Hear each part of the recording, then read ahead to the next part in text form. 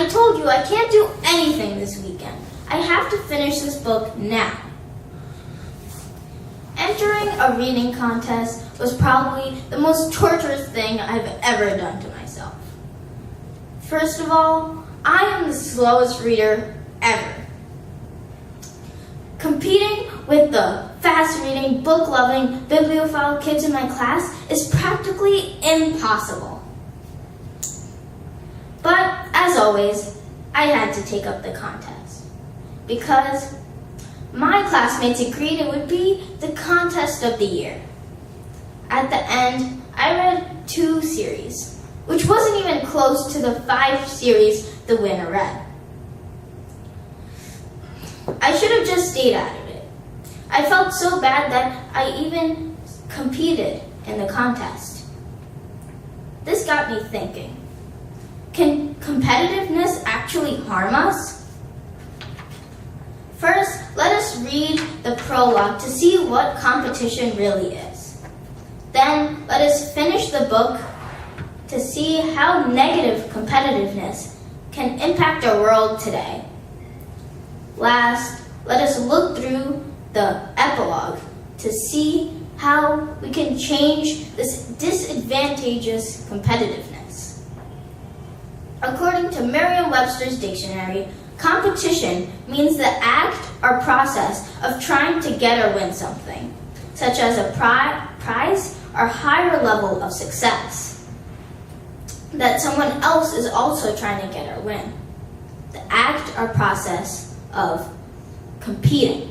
According to Good T.L. and Brophy J.E. 2008, Looking in Classrooms, Johnson and colleagues conducted a meta-analysis examining the effects of competitive goal structures on academic achievement as compared to cooperative and individual tasks.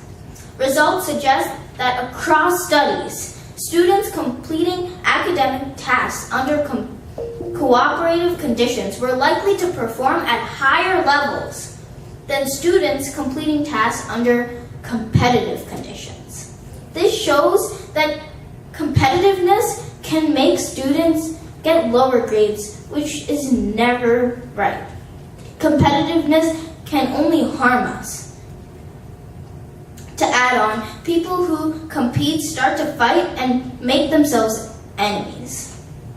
Jared Lewis, a professor of history, psychology, and humanities, stated, "Workplace competition is not always positive.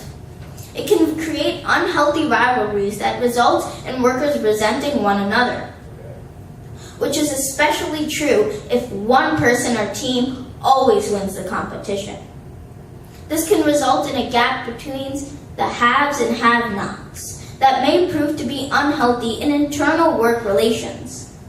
Competitions can also create undue stress that may actually prove to be counterproductive to some workers' efforts. Some workers don't perform well under pressure and are actually more productive when the work environment allows a more easygoing approach to getting work done.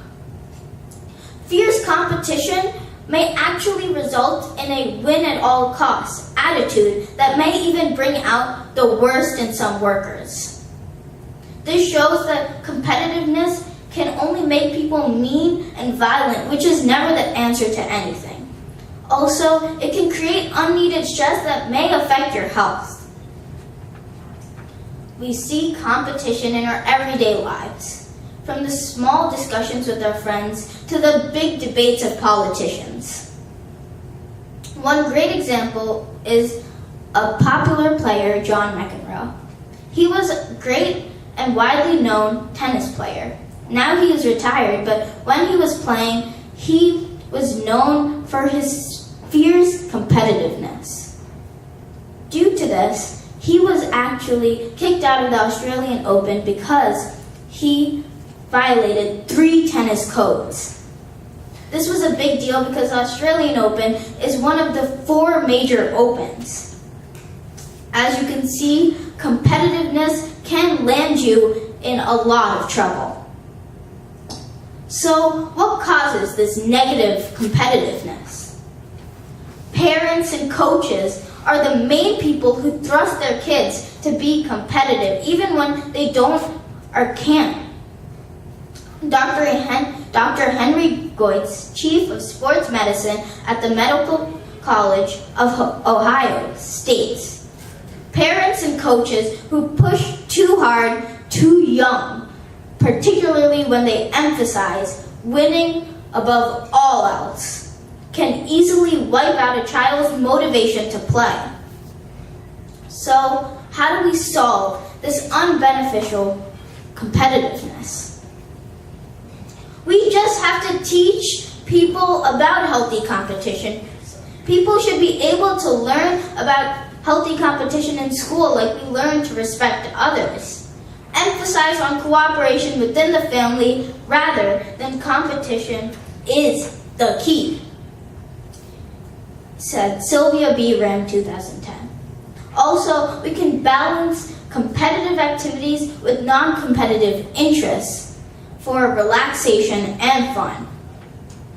Well, even though I practically failed my reading contest, I know I haven't failed at being a good person because I've learned about negative competitiveness and how it can affect everyone every day.